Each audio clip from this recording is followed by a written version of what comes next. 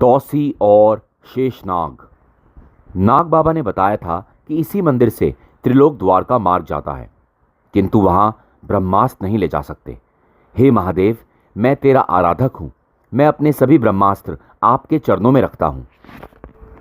तौसी ने सभी ब्रह्मास्त्र शंकर भोले के कदमों में रख दिए। अब मुझे आशीर्वाद दो ताकि मैं त्रिलोक यात्रा पर सफल रहूं। इस त्रिशूल से मंदिर के तहखाने का रास्ता खुलेगा। तौसी तहखाने में उतर गया। बस यहाँ से मुझे आगे का कुछ नहीं पता है।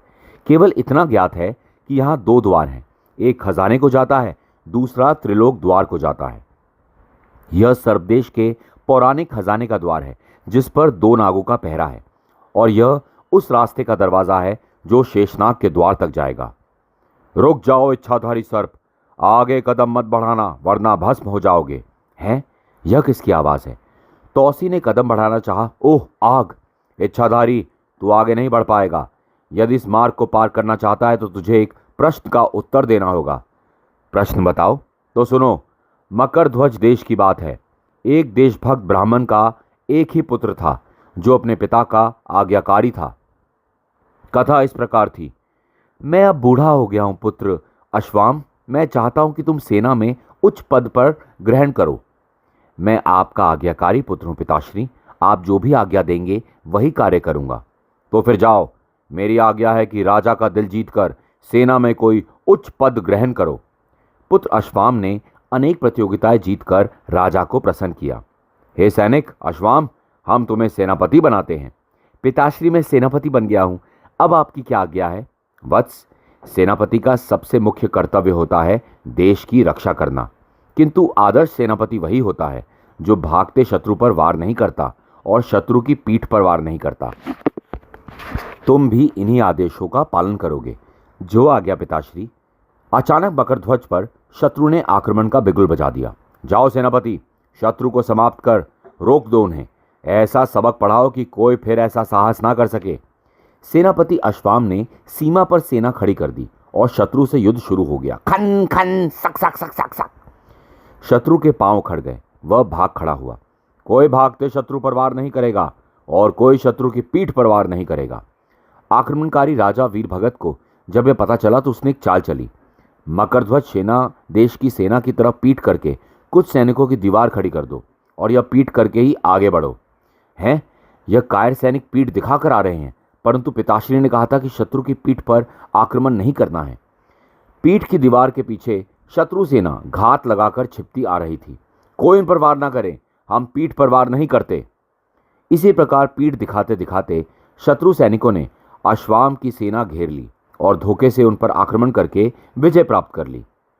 शत्रु राजा वीरभगत को जब पता चला कि वह पिता का आज्ञाकारी है और इसलिए युद्ध हार गया, तो वीरभगत ने युद्ध जीतकर भी अपनी हार स्वीकार कर ली और उस आदर्शवादी पुत्र कहकर वापस चला गया। किंतु यह बात जब पुत्र ने पिता को बताई, उसने तुम पर विजय प्राप्त करके तुम्हें जीवन दान दिया। ए मूर्ख, तू सुपुत्र नहीं कुपुत्र है। मैं ऐसे कुपुत्र को मृत्युदंड सुनाता हूं। बता इच्छाधारी, ब्राह्मण ने ऐसा दंड क्यों दिया और क्या यह दंड सही था? दोनों में कौन सही था? ब्राह्मण का दिया दंड उचित था महानुभाव, क्योंकि सेनापति ने देश रक्षा से अधिक पिता की आज्ञा को महत्व दिया। वह युद्ध तो हार ही गया था। ऐसा सेनापति देश की रक्षा नहीं कर सकता। पिता की आज्ञा से अधिक महत्व देश की रक्षा का होता है। हे इच्छाधारी, तुम्हारा उत्तर सही था।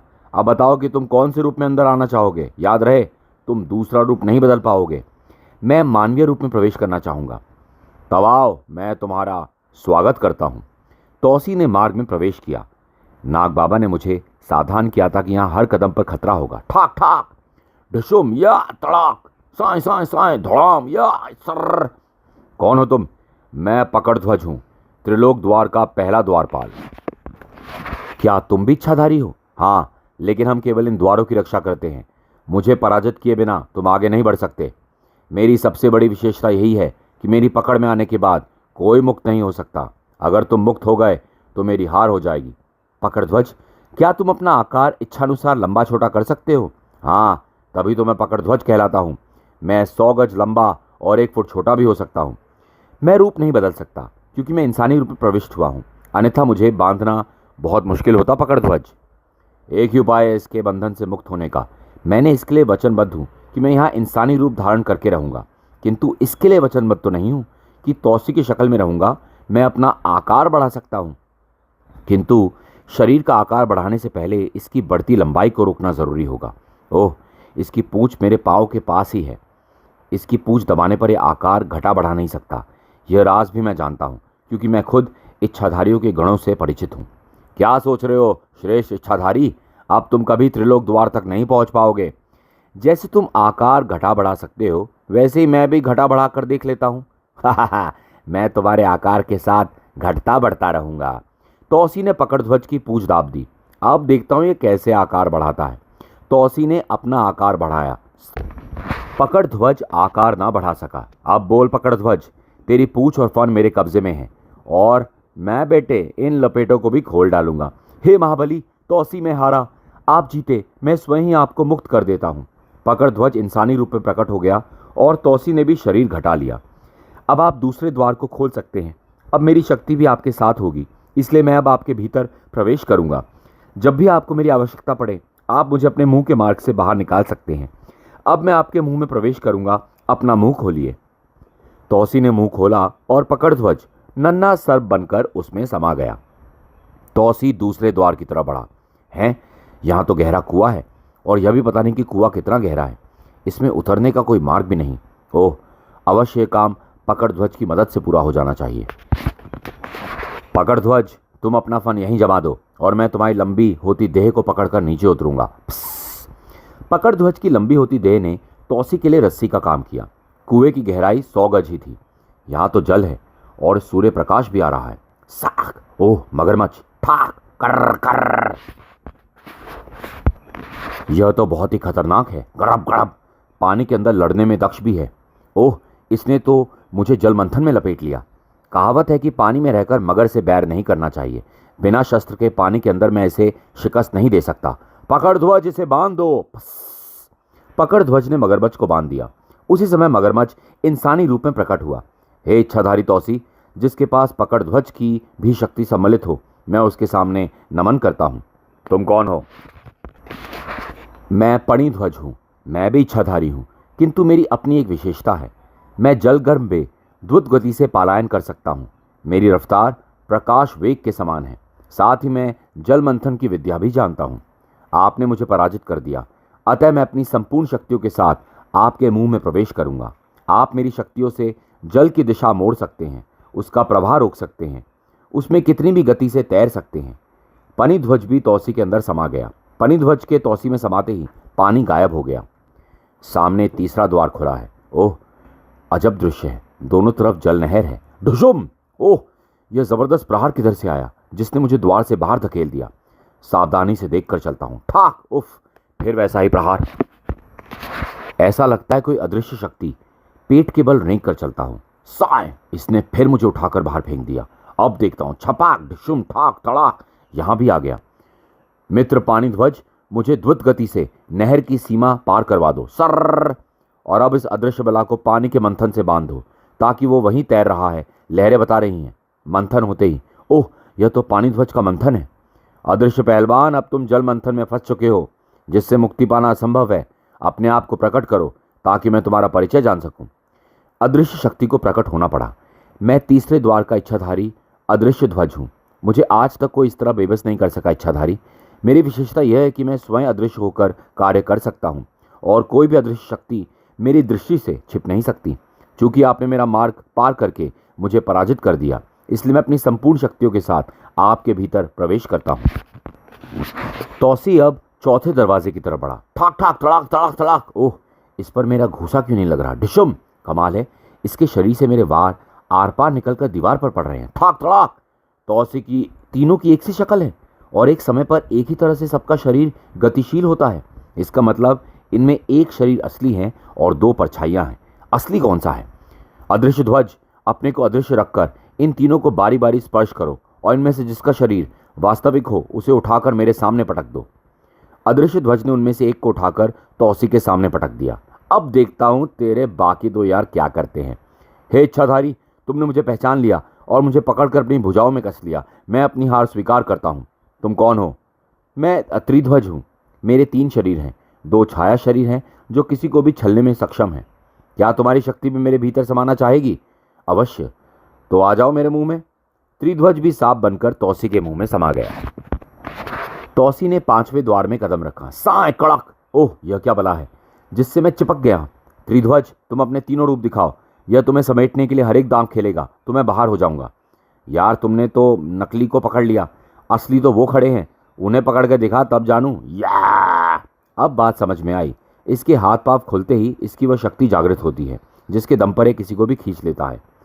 चुंबक ध्वज त्रिध्वज के छाया शरीर को चुंबकीय शक्ति से खींचना चाहता है, नहीं खींच पाता। या है, मेरी पकड़ में कोई नहीं आ रहा है। त्रिध्वज का छाया शरीर पकड़ेगा तो यही हर्ष होगा।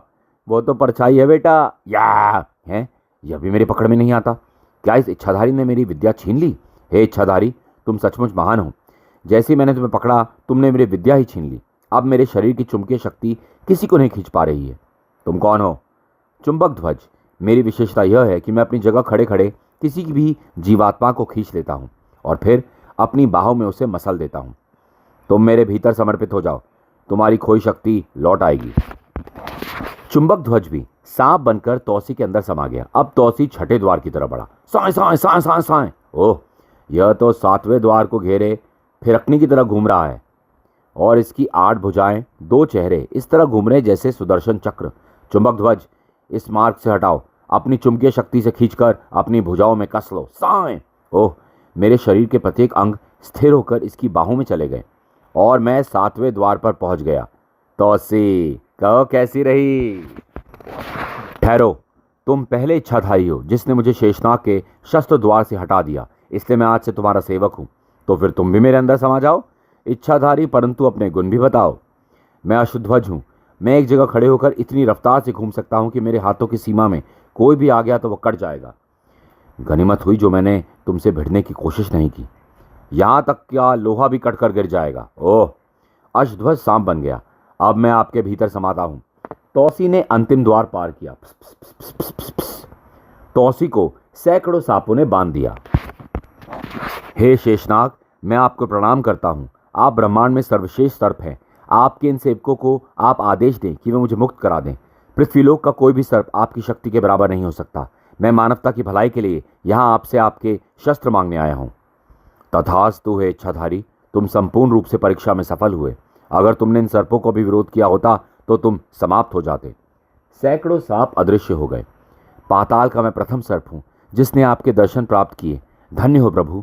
हे इच्छाधारी, इस स्थान तक पहुँचने वाले 6 रक्षक तुम्हारे भीतर प्रवेश कर चुके हैं, किंतु उन्हें इस स्थान से बाहर निकलने की अनुमति नहीं है, क्योंकि वे इस स्थान की रक्षा के लिए ही जन्मे हैं। सामने रखी माला को उठाओ, यही माला शस्त्र है। इसके दानों को निगल जाओ और वे 6 इच्छाधारी जो तुम्हारे भीतर हैं यहाँ से मुक्त होकर सदैव के लिए तुम्हारे अंदर रहेंगे। यही स्थान के मुख्य शस्त्र हैं जो हम तुम्हें देते हैं। तौसी ने 6 दानों वाली माला उठा ली और 6 दाने निगल लिया। अब यह 6 शस्त्र तुम्हारे हो चुके हैं और हम यह स्थान रिक्त करते हैं। जाओ, मानवता की रक्षा करो। पृथ्वी को तुम्हारी आवश्यकता है। त्रिध्वज, चुंबक ध्वज, पकड़ ध्वज, अदृश्य ध्वज, अष्टध्वज, पणिध्वज। दूसरे क्षण ओह, शेषनाग गायब हो गए और मैं वापस मंदिर में आ गया। हे महादेव, आपकी भी लीला अपरंपार है। तौसी सर्प बनकर बाहर निकला। समाप्त। दोस्तों, ये थी तौसी की कॉमिक्स। तौसी भी एक बहुत ही मज़ेदार कैरेक्टर है। बड़ा ही इंटरेस्टिंग था इसका लुक एंड फील, जिस तरह से तौसी बात करता था, जिस तरह की इसकी शक्तियाँ इसके अंदर थी। मुझे तौसी बहुत पसंद था। मतलब 90s में जब मैं इनकी कॉमिक्स पढ़ा करता था, तौसी मेरे फेवरेट कैरेक्टर्स में से एक था। आई होप आपको भी तौसी पसंद आया हो, इसकी कहानी पसंद आई हो।